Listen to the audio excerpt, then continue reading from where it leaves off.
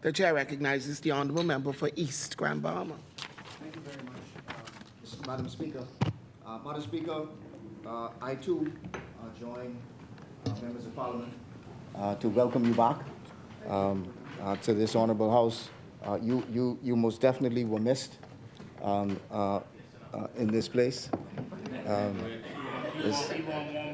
Listen, Stop it, man. Stop listen, man. Y'all leave me and the Speaker. Don't get in that. Don't get in that. Thank you very much, Madam Speaker. Madam Speaker, before I get into the substantive presentation, I do want to offer my most sincere condolences to the family of Elsada Cooper, who is a matriarch in the Maidatown community. She was laid to rest this past Saturday. And also to the family of Ann Burrows, who is in East Grand Bahama as well, and particularly to her sons and daughter. I think she will be laid to rest this Saturday, so we want to offer our prayers and condolences to those families. Also, I wish to congratulate Pastor Pedersen Ballou, who is a pastor in Sweeting Ski. He did a very, I told him he was a very smart man on Sunday. He had a pastoral anniversary and a regular pastoral anniversary that you have every year. But he decided, instead of celebrating himself, he instructed the church to celebrate his wife. And so that Sunday was completely dedicated to celebrating his wife and making sure that she was appreciated. And so I too want to congratulate him and his wife Judith. They are two very, very important folks in Sweeting Ski.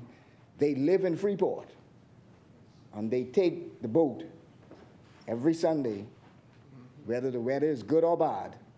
They take the boat every Sunday to ensure that they have services on Sweeting Ski for the people of Sweeting Ski. So I commend them greatly, Madam Speaker. Some of us, or some persons in Grand Bahama, have never even been to Sweeting Ski. And he does it every Sunday without fail. And so I commend him for it. Madam Speaker, in getting into the presentation, the Prime Minister made the remarks that, and I'm paraphrasing, that we did not implement items in the acts that we passed. The Procurement Act, obviously, was something that came into effect the month of the election.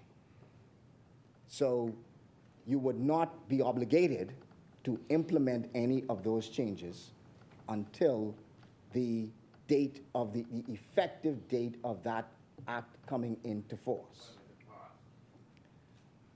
The Public Financial Management Act, the Public Financial Management Act and the Fiscal Responsibility Act, though, have fully been implemented. You have the Fiscal Strategy Report. We've had 2 or 3 fiscal strategy reports that the previous administration put into effect. We've had the budget reserve appropriation that the Free National Movement has put into effect. We've had the Fiscal Responsibility Council that the previous administration has put into effect. We've had the monthly reports, which were never done before, and which are extremely useful to not just the government, but extremely useful to the public, where the government now is obligated to provide monthly reports to the public on the financial position of a government. And that has been put into force. The election report has been put into force, and we presented the first election report. So, Madam Speaker, It is wrong to say that the Free National Movement passed acts that we did not put into effect. We are extremely disappointed, Madam Speaker, with the proposed changes to the Public Procurement Act and the Public Financial Management Act and the Fiscal Responsibility Act. Madam Speaker, to put it bluntly, many of the changes are aggressive and do not move our country forward.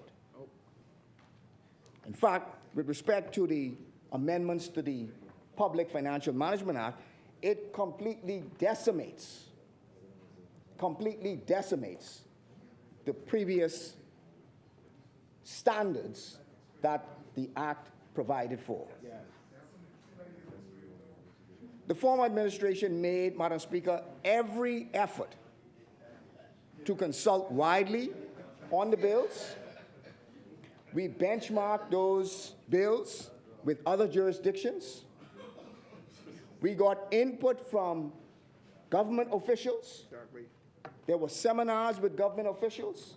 There was a complete implementation team that provided advice and consulted with ministries and public servants. We consulted with the international agencies who provided their input on those bills, and those international agencies specialize in providing expertise to governments. We also, Madam Speaker, went to professionals in our country.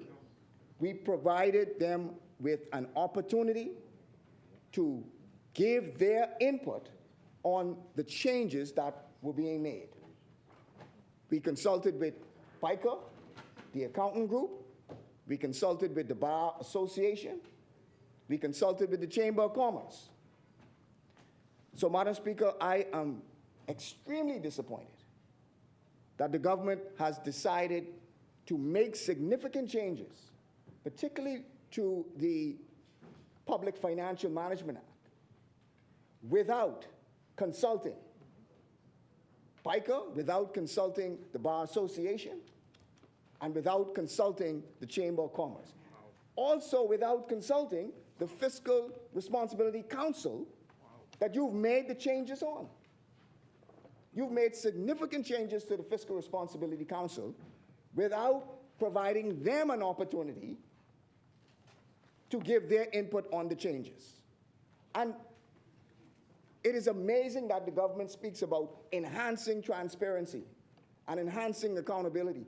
A significant part of transparency and accountability is providing those people with an opportunity to give their input, providing them an opportunity to speak, providing them an opportunity to be able to share their view. That's a significant part of transparency, a significant part of being accountable. Who are we accountable to? We are accountable to the people. So why make changes without providing them an opportunity to give their input? Madam Speaker, I must submit also that we must continue to raise the standard of care when it comes to management and transparency of managing the people's money. If there is a standard that the bill or the act provides, we must adjust ourselves to meet that standard and not bring that standard down to meet us. If there is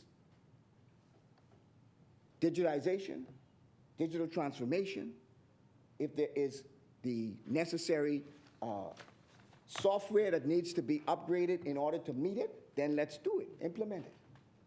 But don't bring the standard down and say that we must bring the standard down to accommodate us. Madam Speaker, we should hear from all those people who have expertise and all those persons who have an interest in... Point of order. The chair recognizes the honourable member for Baines and Grandstand. Just wanted to... That should be your Minister of Finance. Welcome. Yes, sir.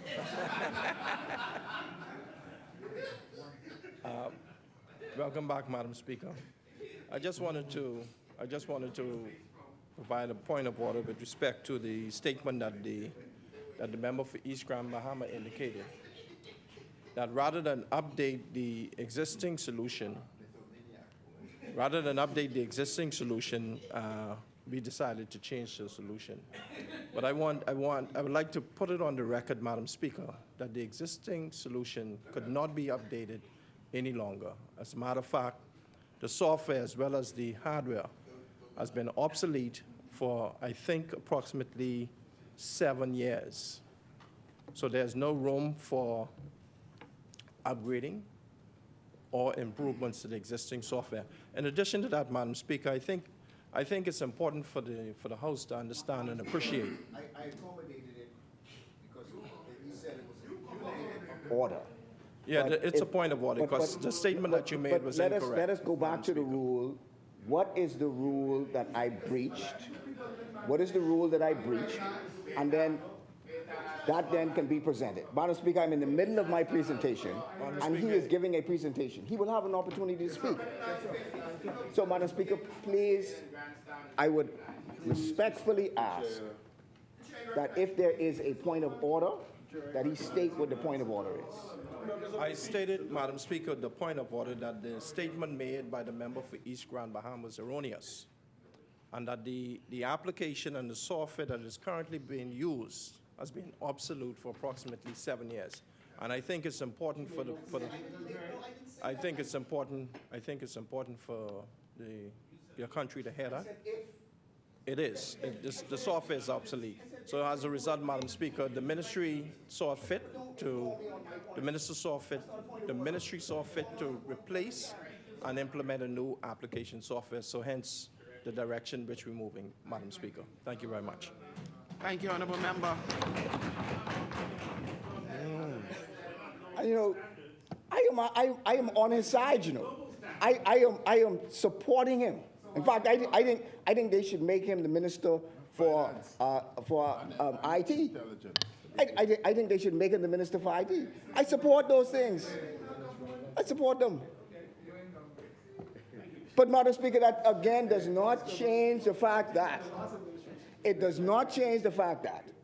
if there is a standard in legislation, then we must improve ourselves to meet the standard, whether it is to put in place a brand new software. That's fine. But we must not reduce the standard, which I believe is being done in these pieces of legislation. Madam Speaker, we on this side met with the Ministry of Finance and their team, and we want to thank the Ministry of Finance for meeting with us. They met with us yesterday. Yeah, yesterday. And, Madam Speaker, in short, unless the government can provide a far more compelling reason for the changes being made in these pieces of legislation, we on this side, fortunately, cannot support these amendments. And I will go through the reasons and go through the individual amendments as to why we cannot support them. Madam Speaker, with respect to the amendment of the Public Financial Management Act. Yes.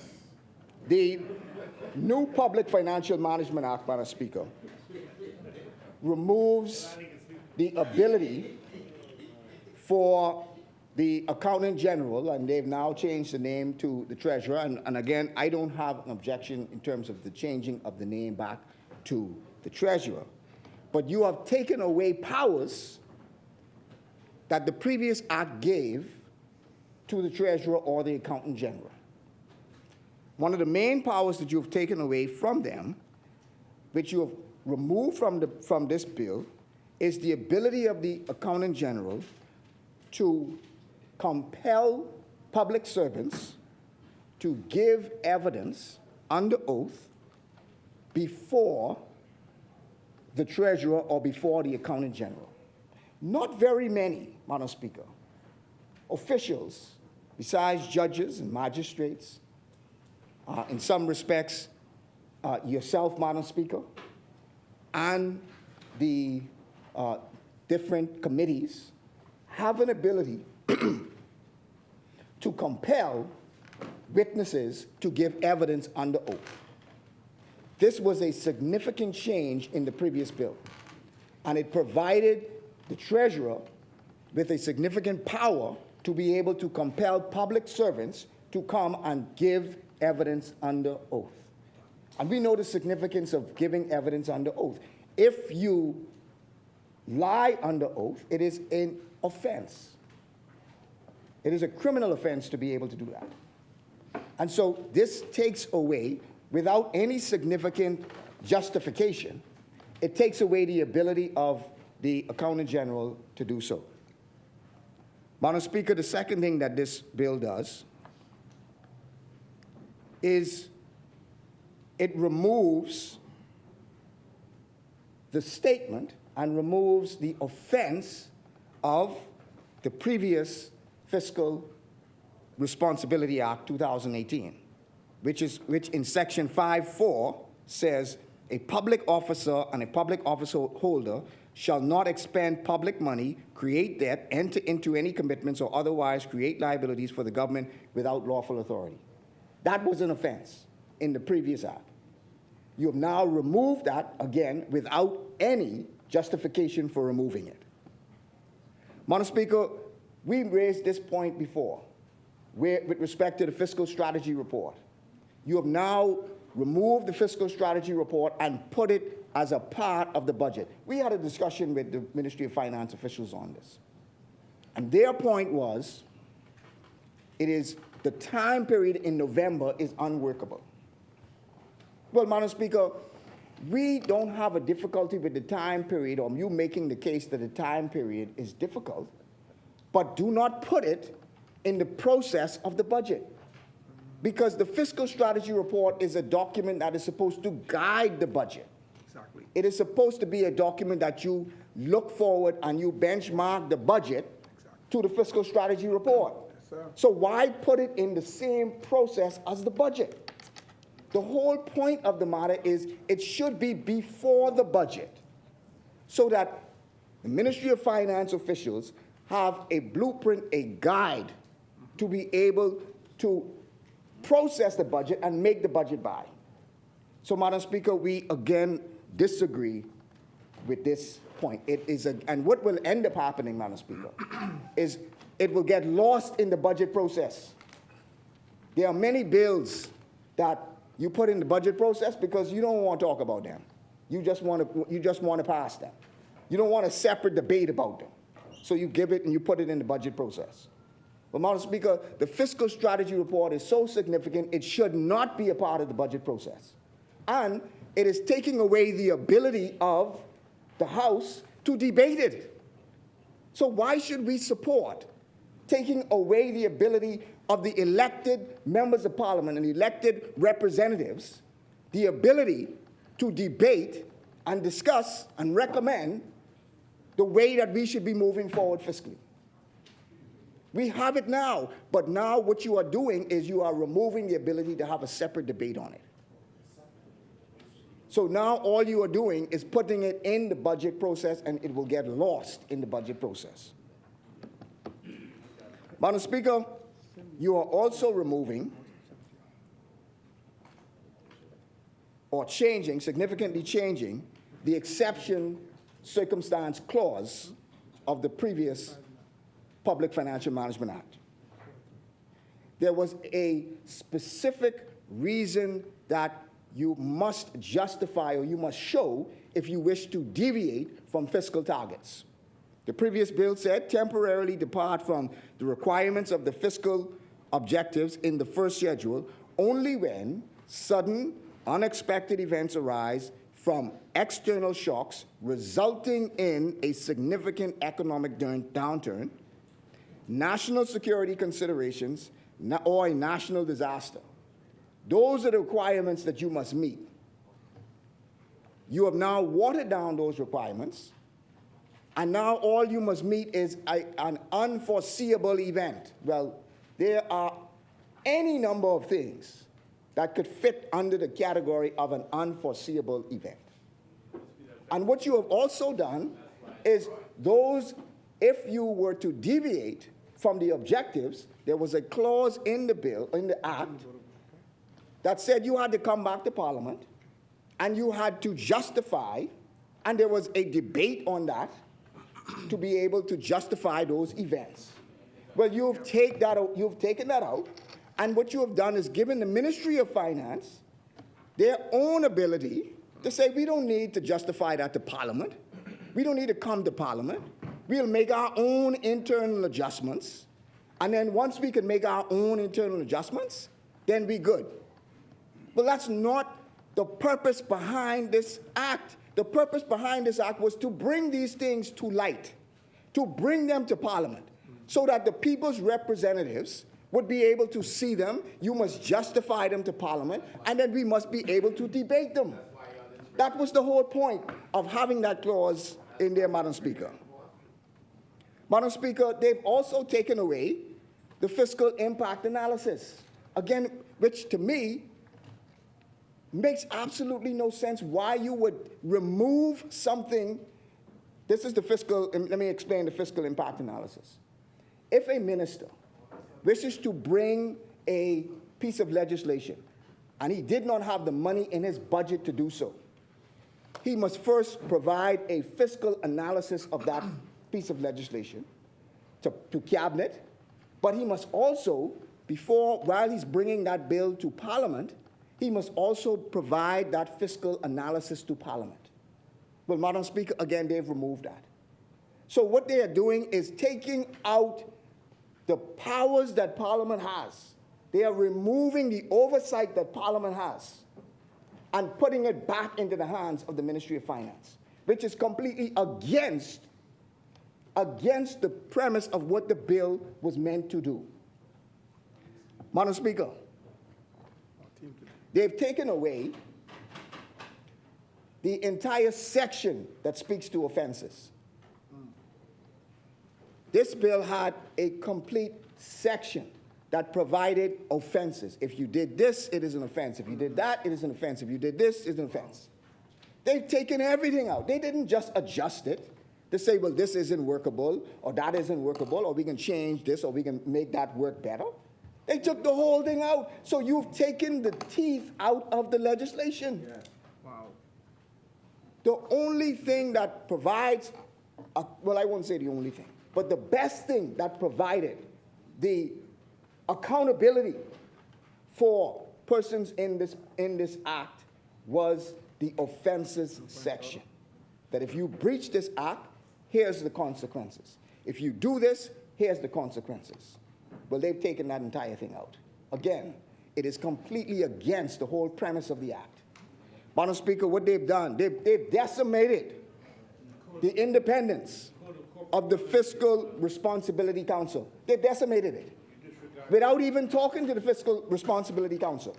This was a new concept that was new concept for the Bahamas, where you would have independent professionals who were able to review what the government was doing.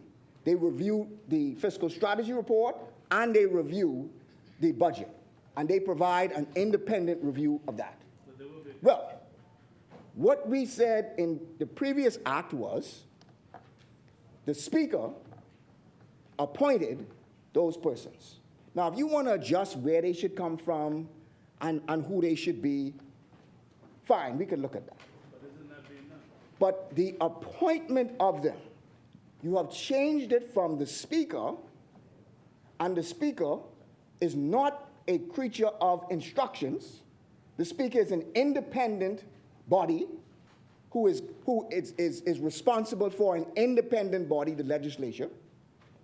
You have removed the appointment from the Speaker, and you've now put it back in the hands of the Minister of Finance.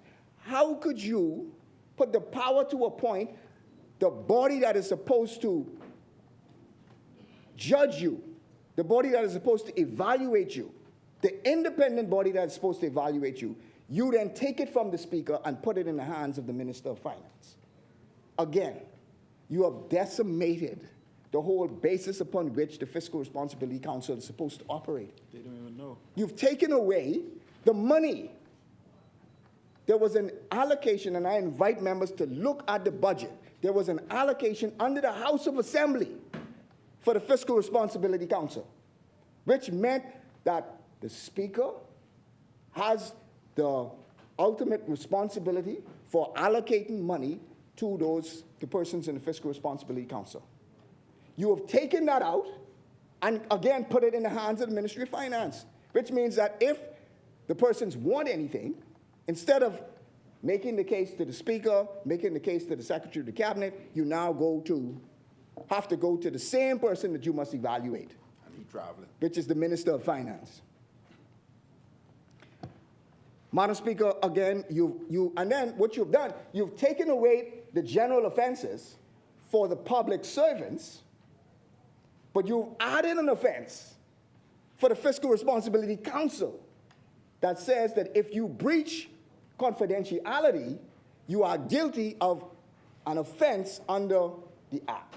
Well, why would you take away all of the offenses that speak to fiscal responsibility and the people who are responsible for fiscal responsibility? You take that away, and you now put an onerous responsibility on the Fiscal Responsibility Council in the House of Assembly.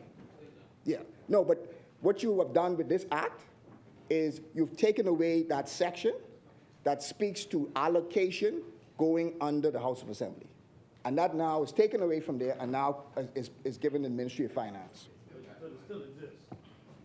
I don't know that because you've taken it away. The chair recognizes the honourable member for Exum and Ragged Island. Member suggested in his remarks that the budget allocation was taken away from the fiscal No, responsibility. don't get me wrong. I did not suggest that it was taken away. I did not suggest that. Explain it. Okay, I did not suggest that. Explain it. But I don't want you to put that out there. I didn't suggest it. Explain it, and thank you for recognizing me, Madam Speaker. The member for East Grand Bahama might explain it when I'm done. But he made a suggestion, Madam Speaker, that the budget for the Fiscal Responsibility Council was taken away. And I invite him to refer to page 43 of 215 of this book, which will demonstrate that that amount of 150,000 is there and continues to be there up to 2024, 2025. That's what I heard, Madam Speaker. If he said something different, he is free and he is on his feet, so he can explain it, Madam Speaker. Thank you, honourable member. Madam Speaker, You may proceed. again, let me make myself absolutely clear.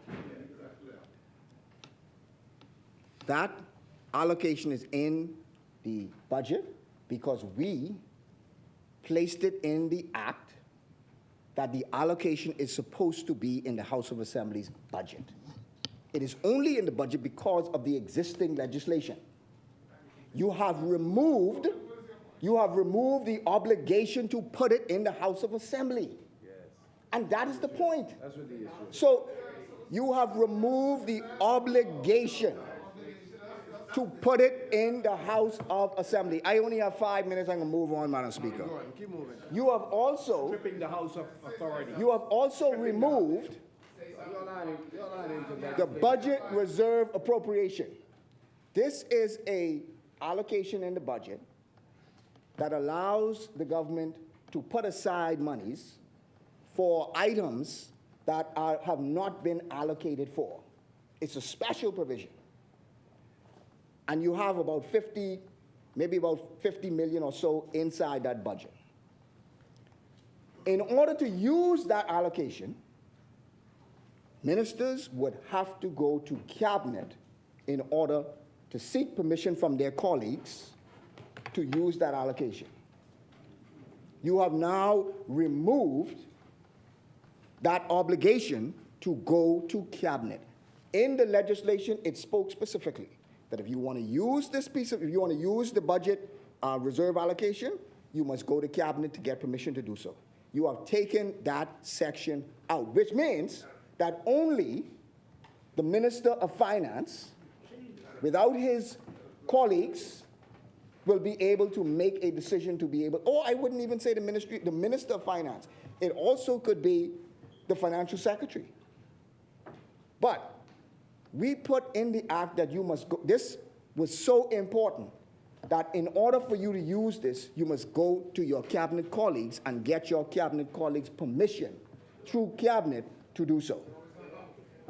Madam Speaker, in my closing minutes, I want to speak briefly on the procurement bill, the procurement bill.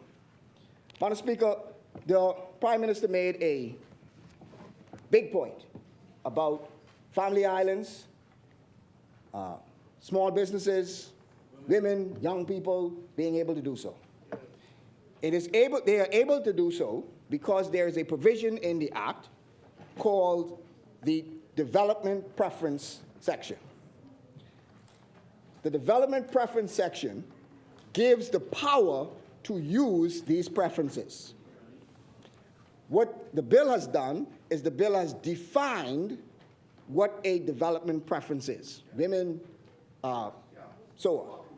Well, the section that speaks to development preference is an exact copy of the previous section that speaks to domestic preferences. It is not changed. So the power to do so was already there. The only thing they did was define it so that you're now able to use it for this particular purpose. So, Madam Speaker, they could have done it without the definition. Of course you could. You could have done it without the definition. Because the power you gave, the power to do so was already in the Act. So it's nothing different from what they did. We actually put the power in the Act, and all they did was copy it. They copied the same preference. The other thing, Madam Speaker, the same provision that speaks to providing the notice of contracts, they have not changed that provision. So all of this business about we cannot do it because it's unworkable with the Act and so on, you have not changed that obligation whatsoever. You have just repeated the same thing that was in the previous Act. So if you've repeated that same obligation to provide the notice of contracts, then what prevented you from being able to provide those notices before? Madam Speaker, also, you have changed, and we disagree with this because we don't see the justification for doing so. You have reduced the amount from, and this is in terms of being where they should go, the processes where it should go. You've reduced it from 25, or from 50 to 25, but you've increased it from 250 to 450 for local committees. Again, we don't see the justification in doing that. You've also adjusted the justification for it to go to cabinet. Again, we don't see the justification for doing so. And there is a concern that I would have, Madam Speaker, with respect to direct awards, which is no bid, basically no bid contracts. So if I could just have 2 minutes, Madam Speaker, just to wrap up. Thank you, Madam Speaker. With respect to the direct awards, you've put in place, you've actually changed the name, because you've changed the name, Madam Speaker, from limited awards to direct awards. But the wordings are still the same. The only difference that you've done is you've limited, and I understand probably the reason why you've done it, but I just question whether you haven't tied your own hands, because you've limited the direct contracts to under $100,000 in emergency situations. And so I just wonder whether in emergency circumstances, whether that number should be higher than just the $100,000. And then, Madam Speaker, you've also taken away the tenure clause for the chief procurement officer. The chief procurement officer in the previous act gave you 5 years and then an additional 5 years. You could not serve more than 10. You've taken that clause out. So what is the justification for making that term unlimited? And we don't see the justification for doing so, because that is a clause that really should be, is a profession that you really should be training persons, and people should not be getting that comfortable in that procurement as a chief procurement officer because of the importance of it. And then you've also, just again, some minor issues that you've taken out, the accounting clause for the procurement department, which again, you've also taken out the clause that the procurement department must provide audited reports to Parliament. You've taken that out. Again, I do not understand the justification as to why, if they must come to Parliament, provide audited reports to Parliament, that you would take that obligation out. Again, Madam Speaker, as I wrap up, we must keep the standard of transparency and accountability. We must seek to raise ourselves to that standard as opposed to bringing that standard down. And it is unfortunate that these pieces of legislation bring our standard of transparency down.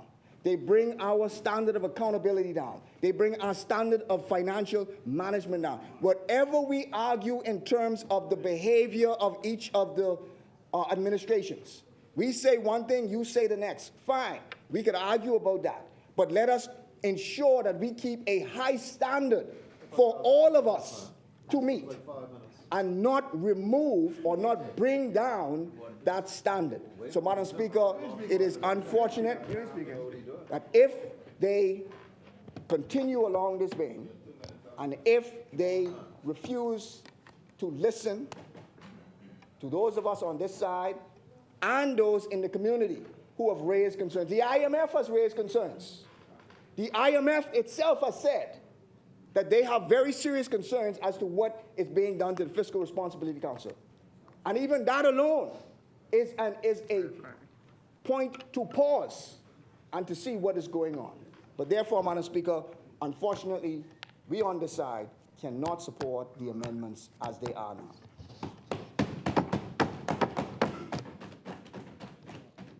Thank you, Honourable Member. Asmini?